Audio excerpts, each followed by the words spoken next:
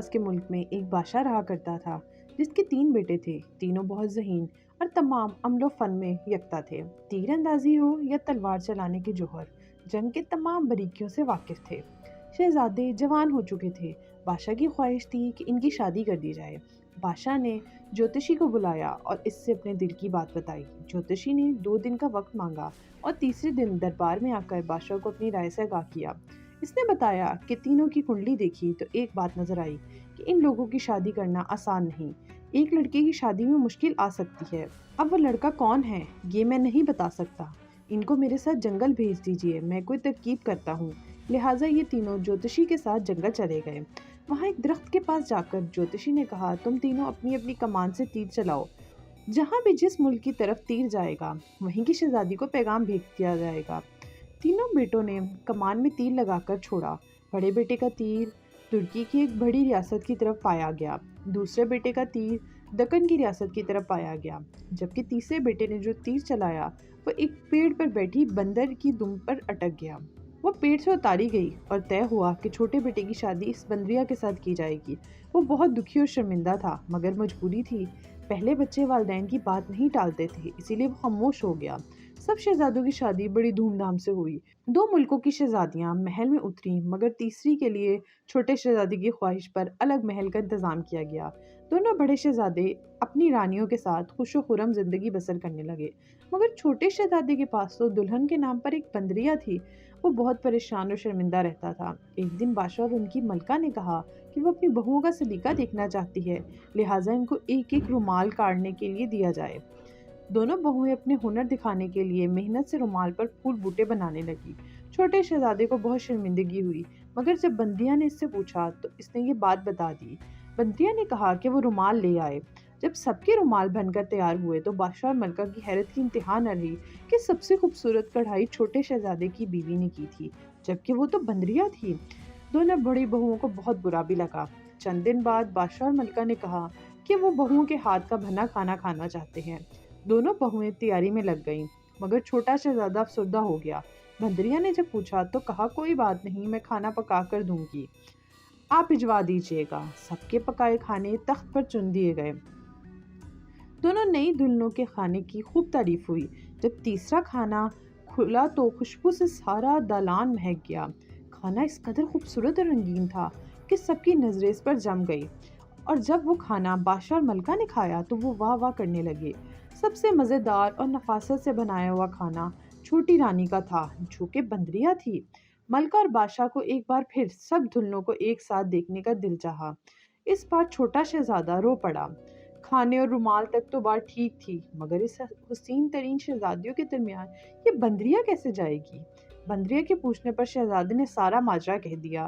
چھوٹی بہو نے تسلی دی اور کہا، شرط یہی ہے کہ آپ وہاں نہیں جائیے گا، میں ڈولی میں بیٹھ کر اکیلی ہی جاؤں گی۔ شہزادہ پہلے ہی شرمندہ تھا لہٰذا فوراً مان گیا۔ پہلے بڑی دلہن سامنے آئی۔ بہت حسین لڑکی تھی، گلابی لباس میں بہت سج رہی تھی۔ منجلی دلہن نے ہرا لباس پہنا ہوا تھا اور بہت سارے زیورات سے بھی آراستہ تھی۔ پھر ڈولی سے چھوٹی دلہن کو اتارا گیا۔ اس کے گورے سفید پیروں میں پازیب جگمگائی اور جب اس نے چادر اٹھائی تو ملکہ اور بادشاہ اس کو دیکھتے ہی رہ گئے۔ گہرے سرخ رنگ میں ایک نگینہ کی صورت میں اس نے جھک کر سلام کیا۔ اس کے بالوں میں افشا چمک رہی تھی، گلابی چہرہ اور خوبصورت ہونٹ وہ بھی ایک پھول کی ڈالی جیسے محسوس ہو رہے تھے۔ تینوں بہویں ساتھ بیٹھی تھی اور ان کے چہرے کی روشنی سے سارا محل روشن تھا۔ سارے لوگ حیرت سے اسے دیکھ رہے تھے۔ کسی نے چھوٹے شہزادے تک یہ خبر پہنچا دی کہ اس کی دلہن تو ایک پری جیسی ہے۔ شہزادے نے شرط توڑ دی اور چھپ کر اسے دیکھا اور گھوڑے پر بیٹھ کر واپس اپنے محل پہنچ گیا۔ اپنی دلہن کے کمرے میں جا کر اس نے دیکھا کہ بندریا کی کھال ایک طرف رکھی ہوئی ہے۔ اس نے فوراً وہ کھال اٹھائی اور مشعل سے اس کو آگ لگا دی۔ ادھر چھوٹی دلہن کو اچانک بہت بے چینی ہوئی اور وہ اجازت طلب کر کے ڈولی میں بیٹھ گئی۔ اس کی پازیب سے پیر جھلسنے لگے تھے۔ دھیرے دھیرے سارے جسم میں آگ بڑھنے لگی، وہ جلنے لگی۔ ڈولی جب تک محل میں پہنچی وہ کافی جل چکی تھی۔ بھاگتی ہوئی کمرے میں آئی اور شہزادے سے اپنی کھال کھینچ لی مگر کھال کا بہت زیادہ حصہ جل چکا تھا اور وہ بھی بہت بری طرح۔ وہ زمین پر گر کر تڑپنے لگی۔ شہزادہ گھبرا گیا۔ حکیم بلائے گئے، سب نے علاج کی کوشش کی مگر جنن کسی صورت کم نہ ہوئی۔ دوسرے ملکوں سے بھی طبیب بلائے گئے مگر اس کی جنن کم نہ کر سکے۔ شہزادہ بہت شرمندہ تھا اور پریشان بھی۔ پوری سلطنت کے طبیب آ چکے تھے اور طرح طرح کے علاج تجویز کرے جا رہے تھے، مگر جلن کسی صورت کم نہیں ہو رہی تھی۔ شہزادہ بے قرار ہو کر ٹہل رہا تھا اور کھال جلانے پر بے حد شرمندہ تھا۔ پر ٹہلتا ہوا محل کے باغ میں آ گیا۔ اس کی بے چینی کسی طرح کم نہ ہو رہی تھی۔ ایک بڑے درخت سے ٹیک لگا کر کھڑا ہو گیا۔ اس درخت پر دو چڑیا آپس میں باتیں کر رہی تھی۔ شہزادے نے جب دھیان سے سنا تو وہ کہہ رہی تھی، وہ بندریاں نہیں، پرستان کی شہزادی ہے۔ اس کی ایک چھوٹی سی غلطی پر اسے ایک بہت بڑی سزا ملی ہے۔ مگر اس نے کیا غلطی کی تھی اور اس کو بندریا کیوں بنا دیا؟ دوسری چڑیا نے پہلی چڑیا سے سوال کیا تو اس نے جواب دیا، پرستان کے لوگ دنیا میں انا پسند نہیں کرتے۔ یہاں کے لوگ لڑتے جھگڑتے رہتے ہیں، اسی لیے پرستان میں کسی کو اس دنیا میں آنے کی اجازت نہیں۔ مگر یہ شہزادی کم عمری اور نہ سمجھی میں اس بات کو اہمیت نہ دیتے ہوئے اس دنیا میں آ گئی، اسی لیے اس کو بندریا بنا دیا گیا تاکہ وہ کبھی پرستان واپس نہ جا سکے۔ پہلی چڑیا نے دوبارہ سوال کیا، مگر اب کیا ہوگا؟ اس جلن کا کوئی علاج نہیں ہے کیا؟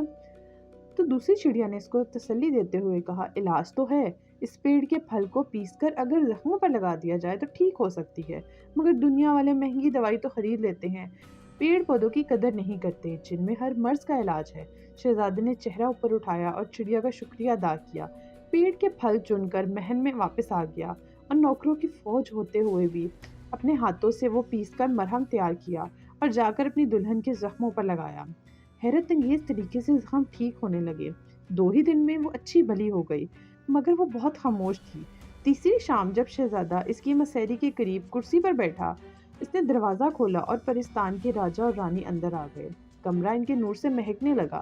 شہزادی جلدی سے اٹھی اور ان کے قدموں میں بیٹھ کر رونے لگی اور معافی مانگنے لگی۔ راجہ نے اس کو اٹھا کر گلے سے لگایا اور بولا، بیٹی تم نے بہت تکلیفیں اٹھا لی، اب تمہاری خطا معاف ہو چکی ہے۔ رانی نے بھی بیٹی کو گلے لگایا اور شہزادے کے سر پر ہاتھ پھیرا۔